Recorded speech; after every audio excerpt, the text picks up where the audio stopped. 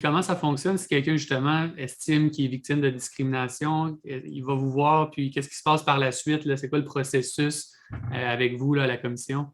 Alors, la personne qui pense être victime de discrimination communique avec la Commission des droits de la personne. Donc, il y a le service d'accueil-recevabilité qui va informer la personne dans un premier temps pour voir si on est dans une situation qui justifie une enquête, donc discrimination, harcèlement ou exploitation. Et si c'est le cas, il va y avoir une enquête. Donc, dans le cadre d'une enquête, la commission, elle est neutre, elle va chercher les éléments de preuves pertinents. Elle a les pouvoirs d'enquête en vertu de la loi sur les commissions d'enquête, donc elle a des pouvoirs importants, ce qui lui donne l'occasion de jouer un rôle important là, à une étape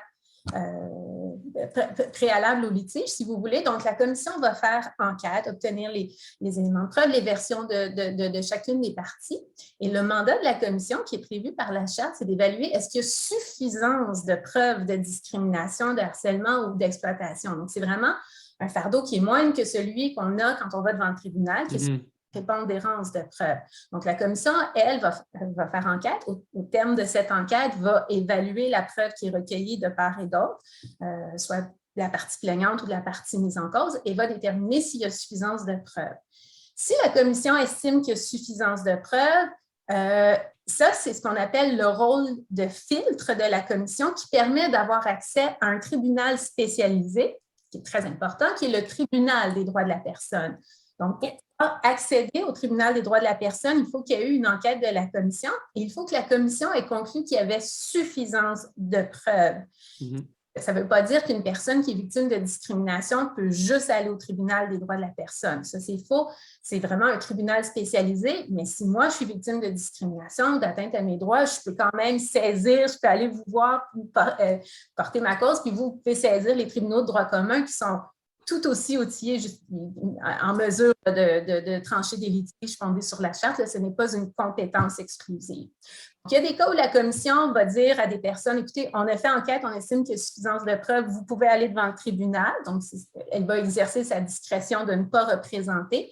Et dans d'autres situations, la commission va représenter les personnes devant le tribunal des droits de la personne. Et ce qui est important de savoir, c'est que quand elle fait enquête, la commission, elle va traiter le cas individuel de la personne, mais si on se rend compte qu'il y a des mesures dans l'intérêt public qui doivent être prises, ce qui est vraiment intéressant, c'est que la commission reconnaît, la Charte, reconnaît à la commission le pouvoir de demander des ordonnances dans l'intérêt public devant les tribunaux des droits de la personne. Donc, par exemple, avez-vous un exemple à nous donner?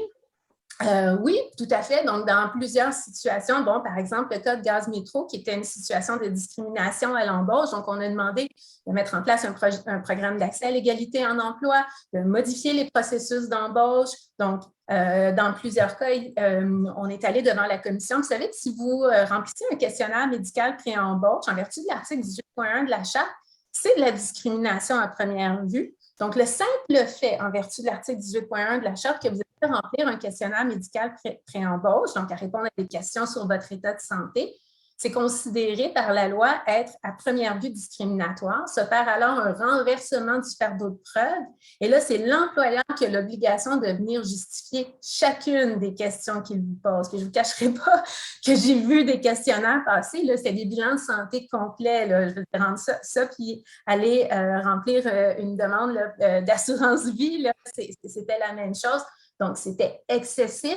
Et là, dans ces contextes-là, on a pu aller, dans certains cas, devant le tribunal et demander de modifier les politiques. Donc, ça ne change pas juste la situation pour la personne actuellement, pour le futur.